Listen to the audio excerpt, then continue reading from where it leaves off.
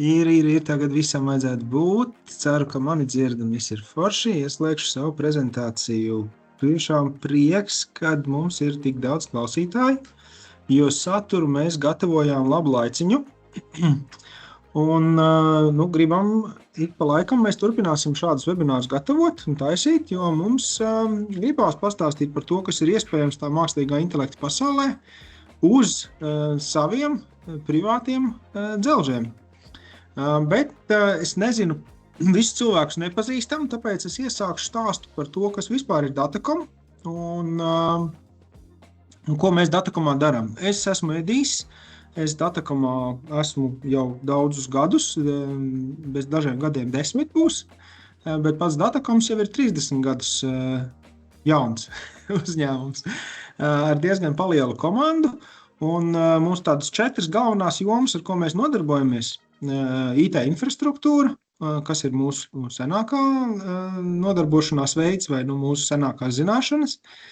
Mēs esam arī ārpakalpojumu sniedzējs un apkalpojam lielākus un mazākus uzņēmumus viņu IT vides un servertelpas. Kiberdrošība, absolūts tops šobrīd, jo jau pat ar mākslīgo intelektu un visādiem aģentiem lauž mūsu augšā un visus uzņēmumus. Un mākslīgais intelekts ir tik ļoti populārs, teiksim, pat visiem cilvēkiem pasaulē kļuvis, kad arī mēs kopš pagājušā gada esam sākuši ļoti aktīvi šo mākslīgā intelekta iepazīšanu un meklējam tieši biznesa risinājumus tiem gan mūsu klientiem, gan tiem uzņēmumiem un iestādēm, kam ir svarīga kiberdrošība, datu aizsardzība. Bet, lai sāktu ar pašiem pamatiem, kā tad darbojas mākslīgais intelekts? Es ārkārtīgi ļoti novienkāršoju to visu sarežģīto, milzīgo, matemātisko, statistiski precīzo supervienādojumu uz 4 vienkāršiem solīšiem. Mākslīgais intelekts mācās no datiem, no teksta, no attēliem un prognozē mācās izveidot tātad pie sevis iekšpusē modelī, izveido saistības starp šiem datiem, starp šiem tekstiem, starp šiem attēla pikseļiem un atbildot prognozē ar augstāko iespējamo, augstāko varbūtību prognozē, kas tad ir pareizā nākošā atbilde. 10 dažādi mazi tur tie prognozes algoritmi strādā. Lielākajos modeļos 1000 un miljardi parametri ir iemācīti šajos modeļos un uzstādot to pie sevis uzņēmumā, pie sevis privāti, ir iespēja šo modeli pakļaut tam, kā mēs vēlamies. Vai mēs viņu vēlamies panākt, lai viņš kreatīvas idejas iesaka, vai mēs gribam tikai un vienīgi saņemt precīzus, sausus, cietus faktus, maksimāli īsā veidā. Un tas viss ir tas, ko var regulēt šajos modeļos. Es ticu, ka pilnīgi visi, kas šeit ir pieslēgušies, ir atvēruši ChatGPT savā dzīvē, pagājušā gadā. ChatGPT, Gemini, Claude, kas mums te vēl ir, Groks, tie ir absolūti tādi hiti pasaulē. Viņi ir apmācīti principā legāli vai puslegāli, kā tur internetā par viņiem daudz raksta, bet viņi ir apguvuši zināšanas no visas pasaules. Principā viņi zina pilnīgi visu, kas ir jau kad ir bijis rakstīts, un lielāko daļu no visa, kas ir YouTube'ā iefilmēts, kādas attēlus spēja atrast. Tās viņu zināšanas, tas kapitāls ar zināšanām, viņos viss ir iekšā. Bet kur tad paliek vieta cilvēkam? Tas ir tas, ko mēs uzstādījām kā tādu ideju. Kāpēc ChatGPT uzreiz nevar palīdzēt mums, Datacomā projektu vadītājiem? Tā kā uzreiz. Un mēs sapratām, ka īstenībā ChatGPT mēs negribam un nevaram Kaut kas raustāms, vai cerams, ka mani var dzirdēt galvenais. Pasties, kādā mikrofons ir izslēgts.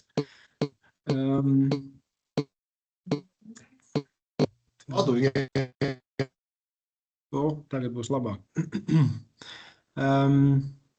Mēs sapratām to, ka ChatGPT jau nezina, kas ir mūsu iekšējā informācija, tāpēc nespēja mums palīdzēt.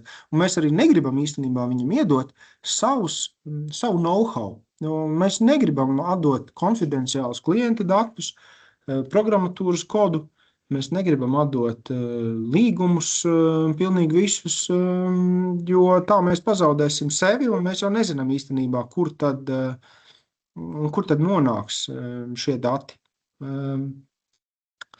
Tā mēs nonācām pie secinājuma, ka jāizpēta un jāspēj piegādāt lokāli šīs te mākslīgā intelekta sistēmas. Un, lai to atkal jau dekonstruktētu to, kā tās intelekta sistēmas veidojas, jo pēc būtības jau tas ir vienkārši datorprogramma. Nav jau nekā tur ārprātīgi slepeni, un datorprogrammas darbojās uz datoriem. Tad datoram vajag elektrību, viņam vajag dzēsēšanu, viņam vajag mākslīgais intelekts, jeb šīs datorprogrammas, kas skaitļo varbūtības, viņiem vajag šīs varbūtības izskaitļot ļoti daudz un ļoti vienlaicīgi, lai viņas ātri to izdarītu. Tāpēc ir popularitāti iegūši šie te grafiskie procesoru ražotāji. Nvidia ir tas, ar kuru mēs sadarbojamies, kura partners arī esam mēs. Nvidias GPU spēj ļoti, ļoti ātri vienlaicīgi aprēķināt šīs varbūtības šajā mākslīgā intelekta infrastruktūrā, lai iedotu mākslīgā intelekta modelim atbildi.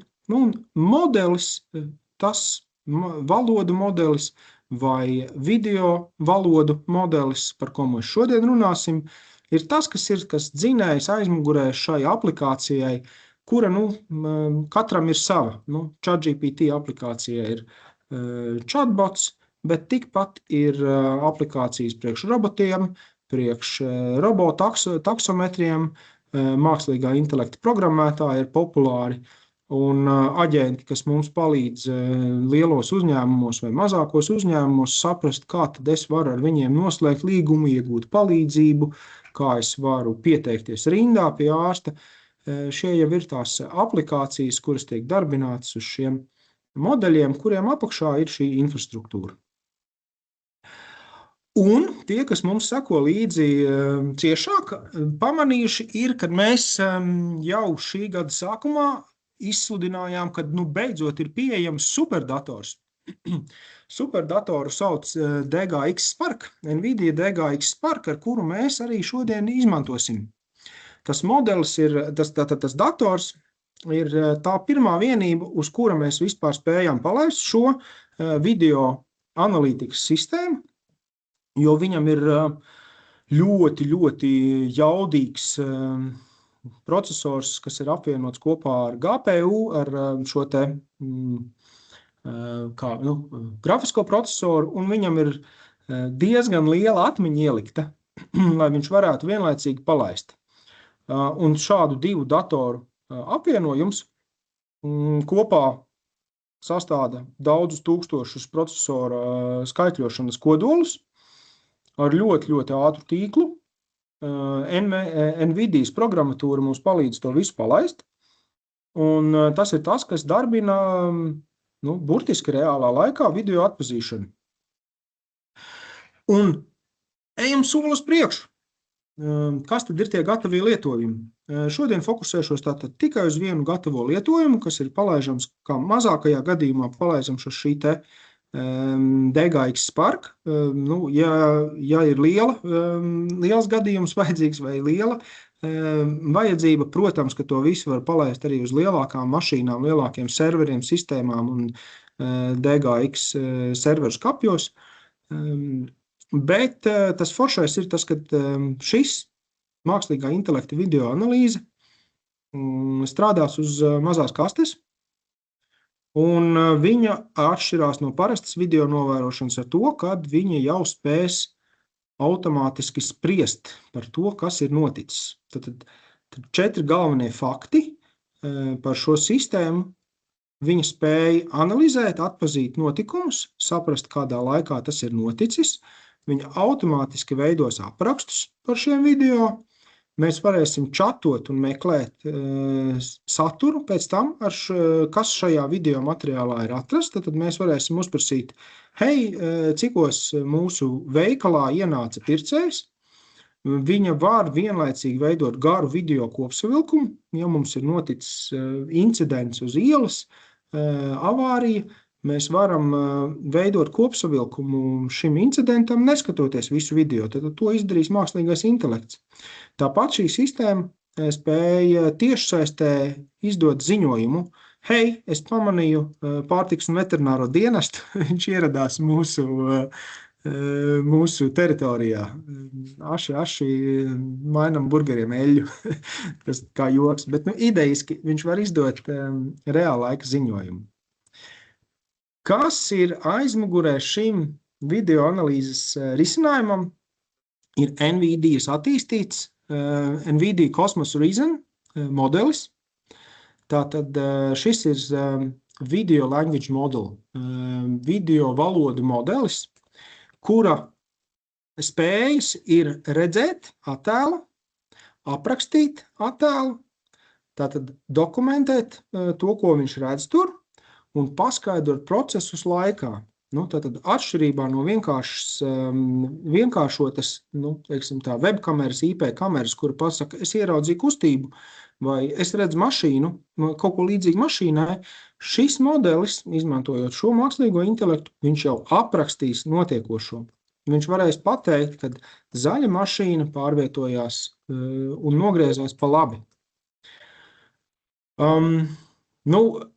Mēs šodien rādīsim video atpazīšanu. Tas pats modelis atpazīst arī attēlus, dokumentus, spēja aprakstīt procesus, spēja aprakstīt, man pašam likās pārsteidzoši, vakardien pētot medicīnas jomu, redzēja, ka šādu sistēmu šobrīd trenē, lai aprakstītu, piemēram, operācijā notiekošo, kas bija, priekš manis tā ir jauna joma, es nezinu, neesmu tik dziļi iedziļinājies veselības jomā. Man tas likās ļoti interesanti, kad izmantojot šādu te sistēmu, mēs varam aprakstīt, kas tad notika 2 stundu laikā, lai iegūtu kopsavilkumu. Un šo kopsavilkumu pēc tam varētu dalīties, izmantot jau konkrēti, izmantot datus šajām savām vajadzībām. Tātad mērķis iegūt datus. Bet, lai manas runas nebūtu garākas kā 15 minūtes, es aicināšu Artūru kolēģi pieslēgt un parādīt demonstrāciju. Artūru, esi ar mums? Jā, sveiki, labdien! Jā, man sauc Artūrs Blomfelds, un man šī būs pirmā prezentācija tieši saistē. Es nekad neesmu mēģinājis kaut ko kādam stāstīt un rādīt tieši saistē. Vienmēr man tas cilvēks ir bijis pretī, bet šis formāts man ir jauns. Tā kā, ja man kaut kas neiet tik gludi, tad ļoti neņemiet ļaunā, jā, un mēģināšu, kā nu man sanāks. Jā. Labi, ok, tad ķersimies. Ja mēs mēģināšu kaut ko koplietot. Vienu mirklīti, tūlīt es atvēršu vaļā koplietošanu. Tā. Vai jūs mani redzat? Vai redzat to, ko es rādu? Tā pareizāk sakot. Jā. Edi, jauki, jā.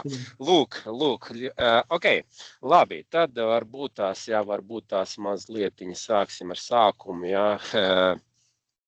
Šis ir tas risinājums, ko Edijs iepriekš stāstīja, jā, tā viņš izskatās, jā, stipri sarežģīti, jā, daudz klucīši, te var redzēt, kā tur tie procesi iet un nāk un kā viņi tur virzās, tehniskāk cilvēki noteikti var palasīt, iepazīties, jā, publiski pieejama dokumentācija, varam paskatīties, papētīt, kā tas ir uzbūvēts, jā, bet pa lielam tā ir kastītes, kuras griežas aplikācija, un ar to aplikāciju mēs varam interaktīvi iedarboties, jā. Mēs varam strādāt caur caur ražotāju iedot to web interfeisu, ko ražotājs jau ir uztaisījis. Tur mēs tādas vienkāršas, neteikšu, ka vienkārši pietiekami sarežģītas jau jautājumus varam izveikt, jā, bet ja mēs gribam kaut ko jau būvēt jau savu, tad mums ir iespēja šo risinājumu iedarboties, izmantojot, pieņemsim, Pythonu, jeb pieņemsim API pieprasījums un būvēt jau kaut kādas.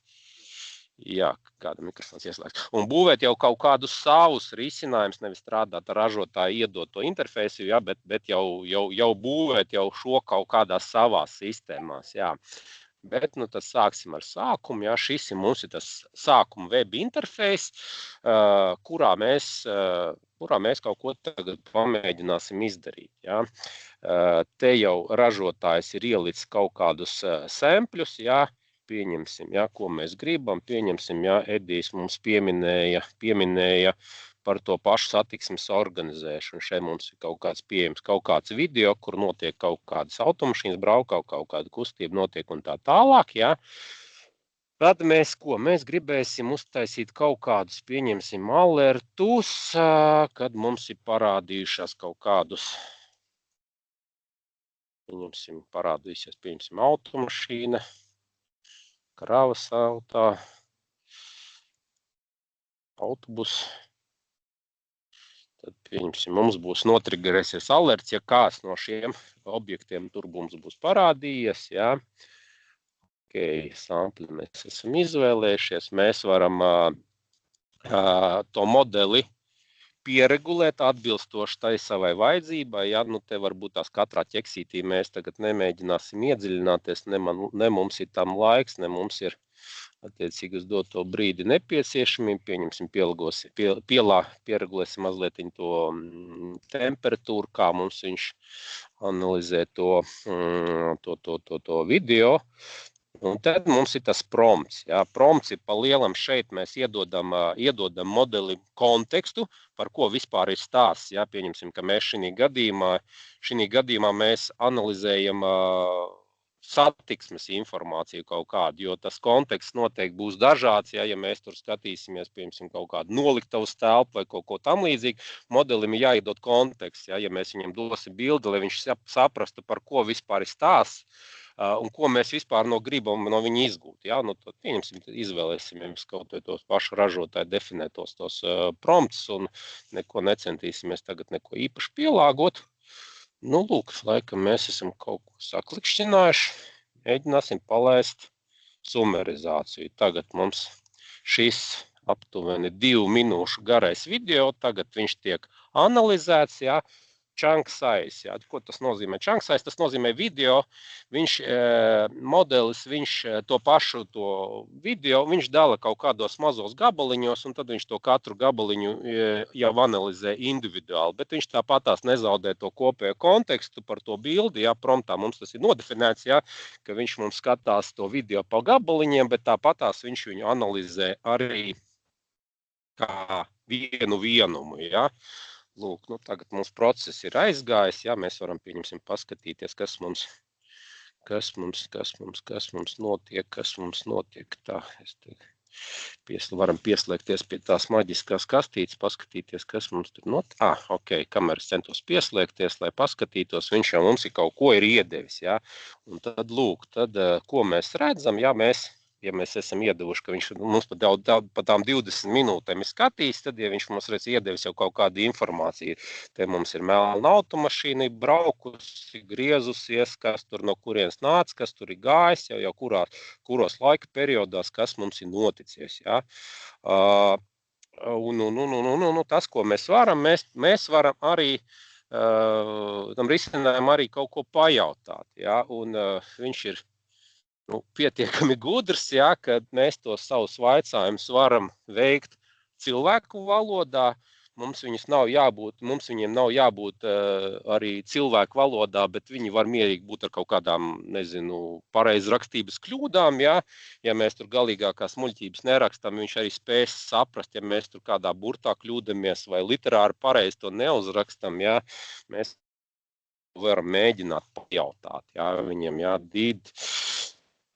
You see rock Ok, pajautāsim kaut ko un redzēsim, ko viņš mums atbildēs. Jā, viņš redzēja sarkanu automašīnu, jā, te kaut kur pie bēgām, cik es atceros, mums tur bija, tajā bildītē bija atbraukusi ugunsdzēsības mašīna, jā. Pajautājam kaut ko.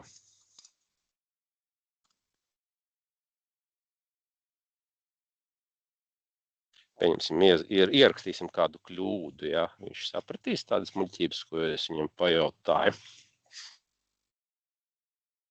Jā, tieši tā.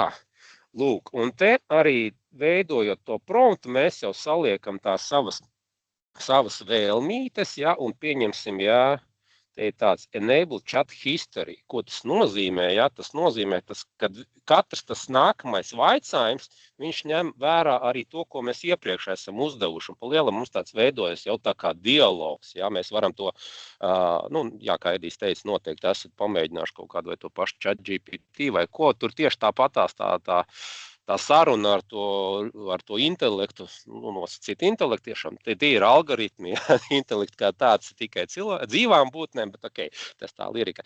Bet tā visa tā komunikācija notiek interaktīvi un viņi iet secīgi.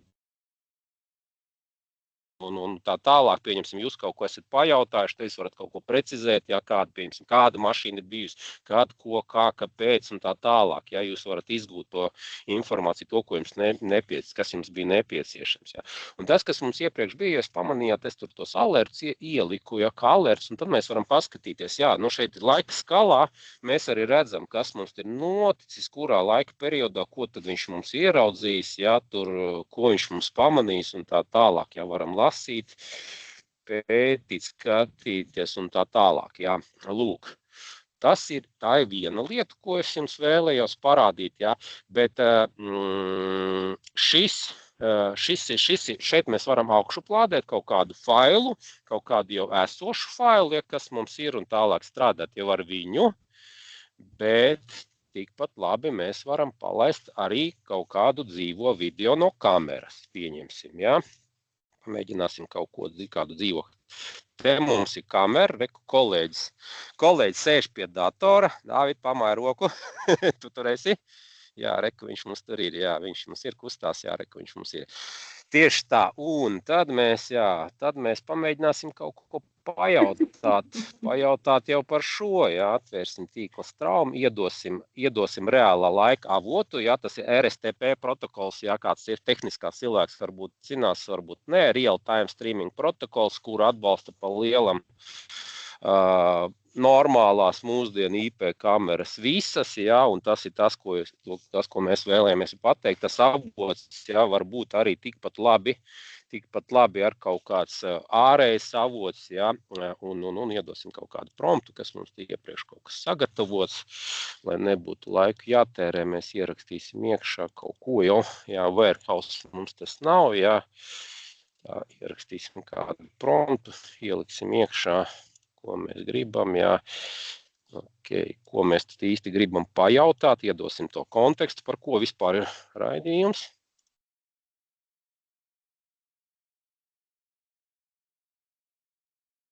Tā, ok, tā pieregulēsim, pieņemsim arī kādu no parametriem, jā, to temperatūru tā saucamā, ok. Tā galvenais vastamies, vai es esmu visu saklikšķinājis. Pieliksim varbūt tas kādu alertu arī klāt, pieņemsim, jā.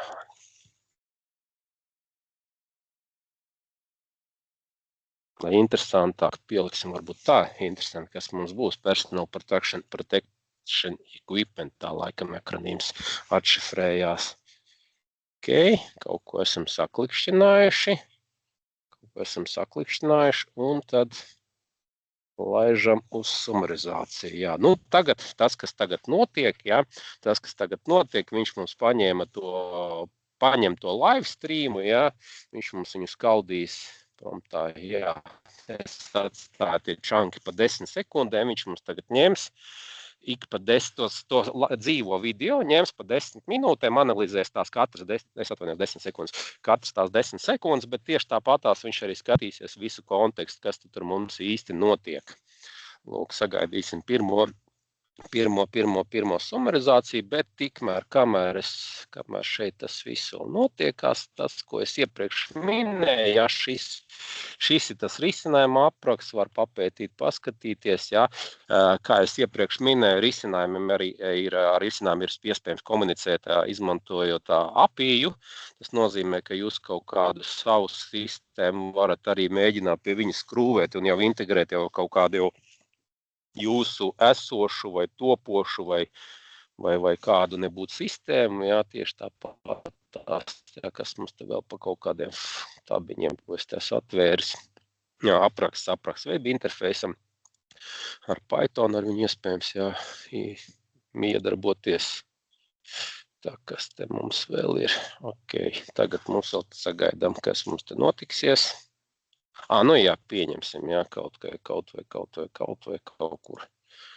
kur kāds piemēriņš, jā, pieņemsim caur web API, mēs te kaut ko arī varam izgūt interesi pēc, jā, tā kā kādu piemēru mēs varam redzēt, ka mums te kaut kāda live stream kaut kā tiek analizēta un tā tālāk. Iepšu pieņemsim, ja, kaut kāds, ja, kaut kā ārēja sistēma, kā piemērs ir paņems kaut tas pats Noderets, varbūt dzirdēts, varbūt nē, mēs varam paņemt live streams, kaut ko izgūt no viņa, ja, mums pasaka kaut ko atgriež atpakaļ, ja, bet tieši tāpatās jūs varat kaut ko savu jau veidot. Lūk, un kas tad tur mums ir ieraudzīts? Jā, jā, ka tur vīrietis staigā vīrietis un kaut ko tur dara. Jā. Nu, principā tas ir tas, ko mēs vēlējāmies jums parādīt. Jā, par alertiem, jā, tieši tā, tie alerti, kas mums ir notrigeroti, jā, ko mēs te redzam, jā. Nu, to visu var lasīt. Jā, nu, tieši tāpatās arī čatā mēs te varam mēģināt, jā, mēs kaut ko rakstam ar kļūdām kaut vai dīdi. Es riktīgi priecājos, ka ir jau jautājumi arī parādījušies. Jā, ok. Es iedošu vēl pēdējo slaidu no sevis, un tad pieķersimies pie jautājumiem. Jā, nu ar tiem jautājumiem, ja varēšu uzreiz atbildēšu uzreiz. Ja nevarēšu, tad mēs tos jautājumus noteikti piefiksēsim, ja viņi būs kaut kādi uzreiz neatbildāmie. Jā, noteikti varēsim sazināties ar jums, un tad, jā, nu redzēt, tur esot vīrietis kāds, jā. Jā, protams, kā jau Edijs minēja, ir jau mūsdienās arī gudrās, tās saucamās gudrās IP kameras, jā, bet viņās ir tā funkcionalitāte, kas viņās ir iešūt, tā viņa ir iešūt, ko jums ražotājs ir iedevis, to viņš jums ir iedevis, un tur ne pa labi, ne pa kreisi, jā, nu šeit, ja jūs pieliekat savu sistēmu, jā, jūs jau varat ieraudzīt nevis tikai to mašīnu un mašīnas numuru tur kaut ko tam līdzīgi, jā, bet jūs jau te varat stipri vairāk izgūt, jā, un kur vēl ir plus šim visam, jā, ir arī trešo pušu kaut kādi mākoņi risinājumi, jā, bet video daudzumiem, apjomiem tā tālāk, pirmkārt to kaut kur tīri tehniski kaut kur aizzīt tur projām, jā, liels datu apjoms, tas uzreiz ir kompleksi. Otra lieta, vai jūs tiešām gribat visu kādam dot, jā, vai jūs drīkstat to visu kādam dot, jā, nu tad jau tas parādās. Tad jau ir jautājums, jā. Labi, paldies, tad tu saki, Edī, ka tev tagad kaut kas vēl rādāms, jā. Tad es jau esmu pieslēdzis savu mazo slaidiņu. Ok, jā. Paldies, Artūr, tev paldies, riktīgi forši un detalizēti. Es pieslēdzu savu mazo slaidiņu, lai parādītu, ka tas viss patiesībā ir nosacīti lēti kā smilts, jo tā mazā kaste ir tā, uz kuras mēs šo palaidām, ar visu mūsu uzstādīšanu, modeļa un sistēmas palaišanu un lietotāju apmācību. Mēs viņu pat esam gatavi par 6900 eiro bez PVN atnest jebkuram. Bet katram jau savas vajadzības. Un tāpēc pāriesim pie jautājumiem un atbildēm. Tā, es jau redzu, pirmais jautājums, vai šo risinājumu var savienot ar esošu video novērošanas arhīvu? Un paldies, Dāvid, ka tu iesaisties atbildē. Dāvids ir otrs mūsu inženieris, kurš arī pēta mākslīgo intelektu. Tieši kā Dāvids saka, jūs redzējāt lietotāju interfeisu. Ar lietotāju interfeisu jūs vienkārši varat drag and drop vai izvēlēties jebkuru video materiālu, kas jums ir, MP4 failu palaist un pateikt, tagad analizē. Tā mazā kaste spēs izanalizēt, ja nemaldos, līdz vienlaicīgi 2 stundu garu video viņi var izanalizēt, tas viņai prasīs 2-3 minūtes, bet viss ir atkarīgs no šiem iestatījumiem. Viens no iestatījumiem, starp citu, ko Artūrs mainīja, bija temperatūra. Mākslīgajam intelektam temperatūra, jo augstāka temperatūra, jo kreatīvāks viņš ir. Cilvēku valodā teikt, ja man pieaug temperatūra, es palieku drusciņ kuku. Līdzīgi ir mākslīgam intelektam. Jo zemāka temperatūra, jo sausākus faktus un sausākus precīzāku informāciju viņš iedos. Kas arī bija mūsu vajadzība, tāpēc mēs temperatūru griezām uz leju.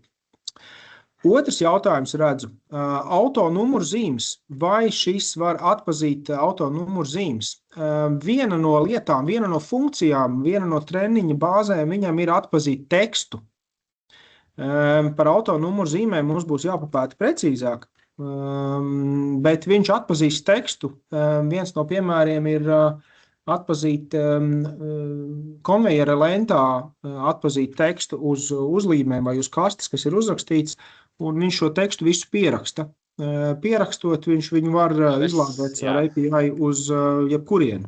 Artūr? Jā, es atvainojos, ka es tā pārtraucu tevi. Jā, spēlējoties ar tiem sampļu video, kas tur ir, viens no tiem video bija warehouse, repšu noliktava, un tur noliktava statņu numuri bija. Un tad jautājums, pieņemsim, viņš arī atbildēja, kad kaste tika nolikt ejā numuru D, ja, tā kā es pamēģināju, mēs neesam, bet tas OCRs noteikti vajadzētu būt, kad arī varētu būt, kad viņš spētu izdot arī tādu informāciju. Bet, jāmēģina, protams, mēs visu pasaules variants neesam pamēģinājuši. Es drīzāk teiktu, ka jā.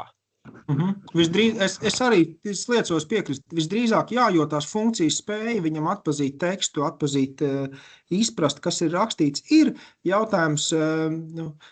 Saprotu, kad Normunds drīzāk jautā, vai viņš uzreiz uztaisīs datubāzi ar autonumuriem. Es teiktu, ka datubāzi ar autonumuriem viņš neuztaisīs, jo viņam nav vēl dots tāds uzdevums by default, bet to var izveidot, jo numuru viņš atpazīs. Vēl viens jautājums, es redzu no Andreja, vai šajā risinājumā var klāt importēt papildus failu salīdzināšanai, piemēram, seju vai pie sliktas kvalitātes var maksimāli izdabūt salīdzinājumu bilde pret video. Cik es atceros no tā, ko es esmu lasījis, cilvēku sejas viņš apzināti redaktē nost, viņš cenšas neglabāt sejas attēlu. Bet varbūt, Artūr, tu zini, lasot dokumentāciju, vai tu esi redzējis par cilvēku neesmu, bet izgūst, redzot, pieņemsim, testējot dažādus tos promptus, viņš ir atgriezis arī informāciju, kad unknown persona viņš ir redzējis, tad es pieņemu, ja viņš zina, ka šī persona ir nezinām, tad droši vien vajadzētu būt, kad viņam ir kaut kāds zināms personas, bet tā ir tāda spekulācija, kas arī attiecīgi arī jāizmēģina, noteikti jāpēta tālāk un jāskatās tās vajadzības. Jā, bet šis ir izcinājums ar API, un attiecīgi, droši vien, var mēģināt arī skrūvēt kaut ko savas vajadzības klāt, jā. Viens, ja es atceros šajā arhitektūras bildē, viens no tiem elementiem visā sistēmā ir NVIDIA NeMo guardrails, angliski saka. Jeb šis ir tas, amerikāņiem patīk tas vienkāršošanas, viņi tā kā tāds renītis uzlikts, ierobežojumu modelim izlikts, un viņam šie ierobežojumi ir definēti, ka viņam ir jāredaktē cilvēku sejas. Ejot detaļās, to modeli, viņš viss ir pieejams ar open source licenci, ja tev ir NVIDIA's kaste vai NVIDIA's software licenci, tad tu viņu var arī dekonstruktēt un tu var noņemt tos guardrails. Bet atkal, šis būs kaut kas tāds, kas ir jātaisa unikāls. Edi, es atvainojos, tur ir viena konfiga rindiņa. Izslēgt vai ieslēgt, tas ir ļoti elementāri. Ok, izslēgt guardrails, tā tad var. Tur man kā personas datu aizsardzības arī tādam cienītājam uzreiz sarkanā lampiņa. Bet tehnoloģija iespējas ir. Šādas modeļus lieto Ķīnā. Ja?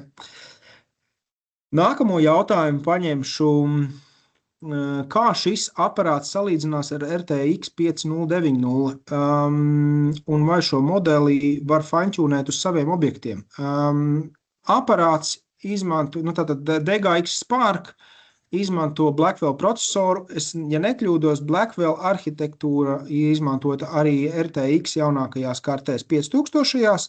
Būtiska atšķirība. Lai mēs šo sistēmu spētu palaist, mums vajadzēja 120 gigabaitus video atmiņu. RTX kartei nav tāda atmiņa. Viņi nespēja tādu atmiņu iedot. Bet uz šīs mazās kastes šo modeli var fine-tunēt ar saviem objektiem. Ir pat konkrēta instrukcija, kā to darīt. Datu sagatavošanā un instrukcijas izpildi gan prasīs papildus zināšanas un papildus laiku, bet var fine-tunēt uz saviem objektiem. Var iedot papildus uzdevumu. Šis ir labs, šis ir slikts, meklē šādus vai iedod aprakstu.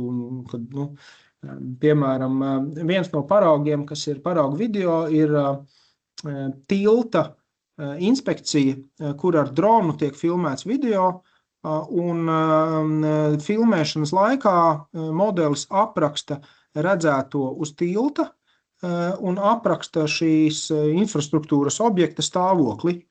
Un viņš ir, tas modelis ir ķūnēts priekš tā, lai viņš pateiktu un aprakstītu konkrēto objektu, un viņu var noķūnēt arī priekš savas vajadzības vai priekš konkrētā uzņēmuma vajadzības. Tā. Vēl ir jautājums no Agra QR un Data Matrix atbalsts. Es pat nespēšu dekonstruktēt. Dāvid vai Artūr, ja jūs zināt, kas tas ir, es nemāku atbildēt. Agris varētu paskaidrot nedaudz sīkāk, kas tas ir. Es nezinu. Okay. Agri jau arī ieraksta komentārā, ieraksta čatā vai pie jautājumiem, kas ar to ir domāts. Māra. Vai var papildus uztaisīt, kā atpazīst numuru un, piemēram, auto bojājumus bukte, iebraucot teritorijā, piemēram? Es esmu diezgan pa 90% pārliecināts, ka tieši šo var izdarīt. Tieši šādam mērķim tā sistēma, tas pamatiņš ir veidots tieši tam.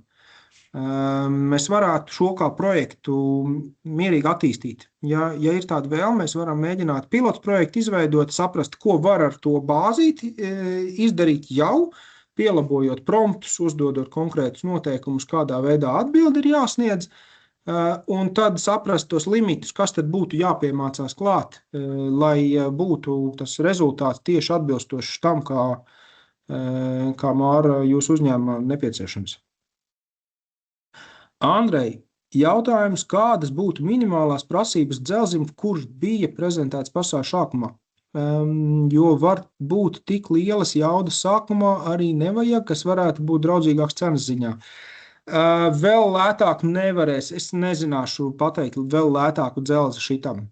Kā es minēju, 120 gigabaitus operatīvo, to grafisko atmiņu viņš paņem, 120 gigabaitus tam modelim vajadzēs, jo tā sistēma nesastāv tikai no viena maza gabaliņa. Tajā arhitektūrā ir diezgan daudz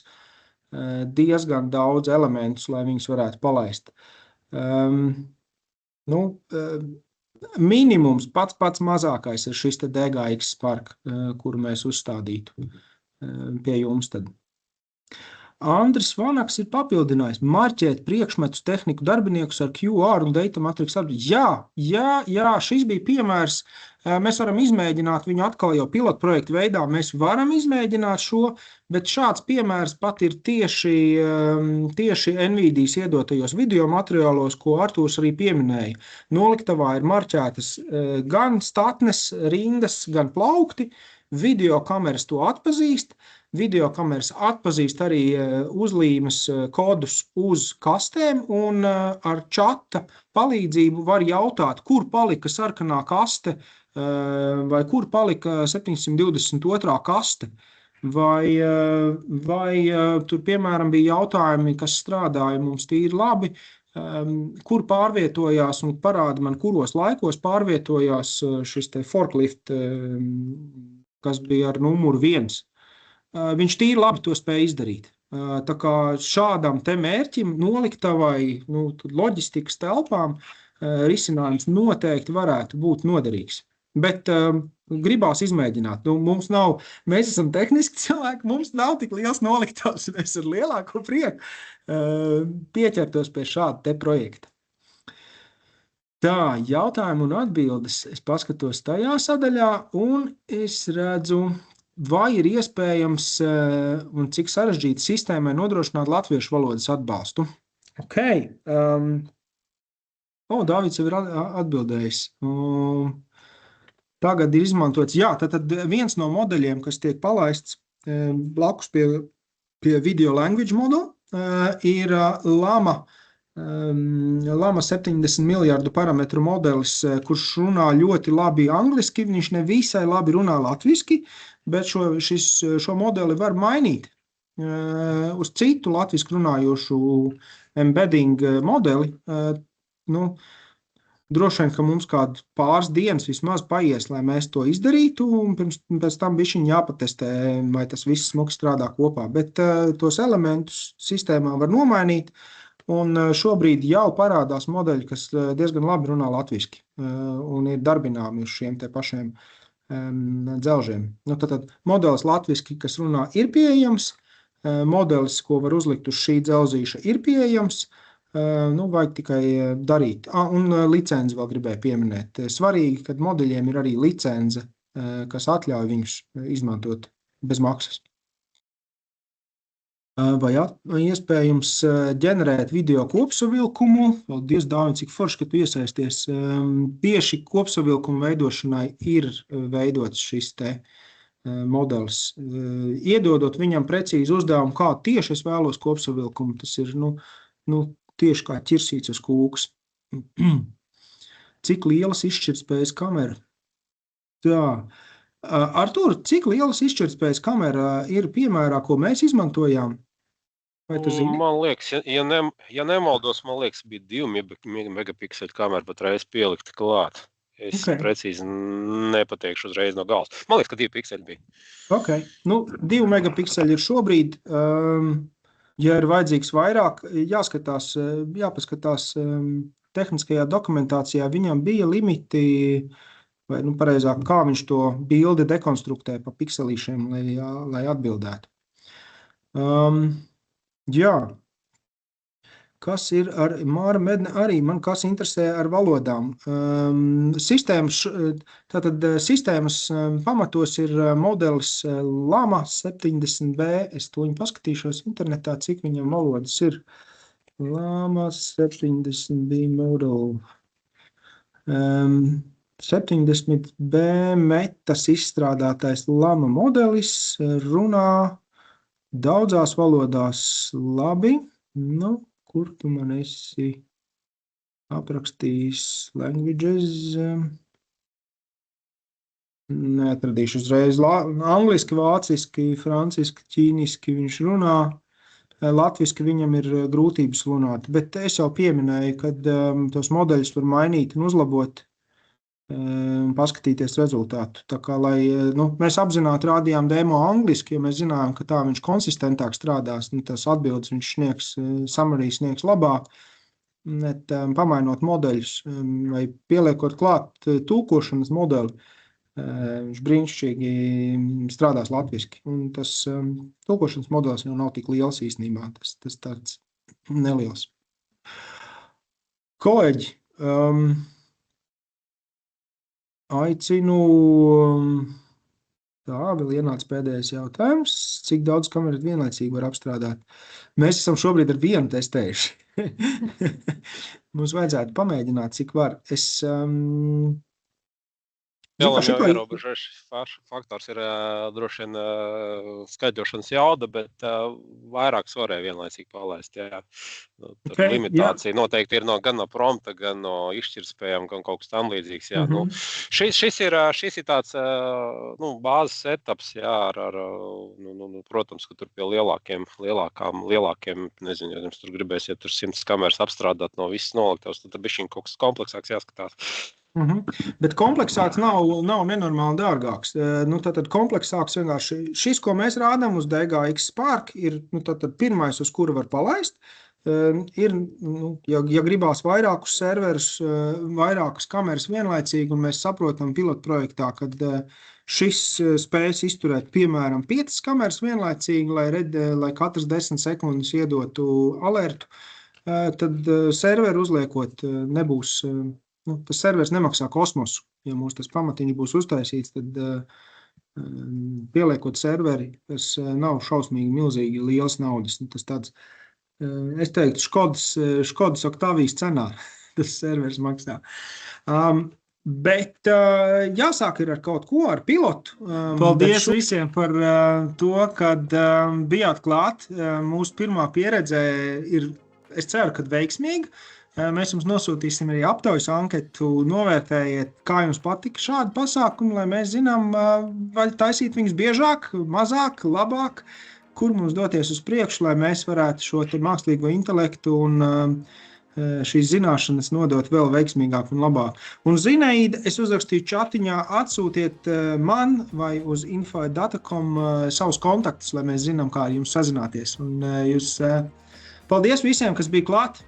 Rakstiet, tiekamies klātienē, ja vēlties, ja redzat iespēju un gribat izmēģināt to pasākumu, nākiet vienosimies, uztaisīsim pilotprojektu un pastīsimies, kā tas notiek. Paldies visiem! Lai uzraidīt, veiksmīgi!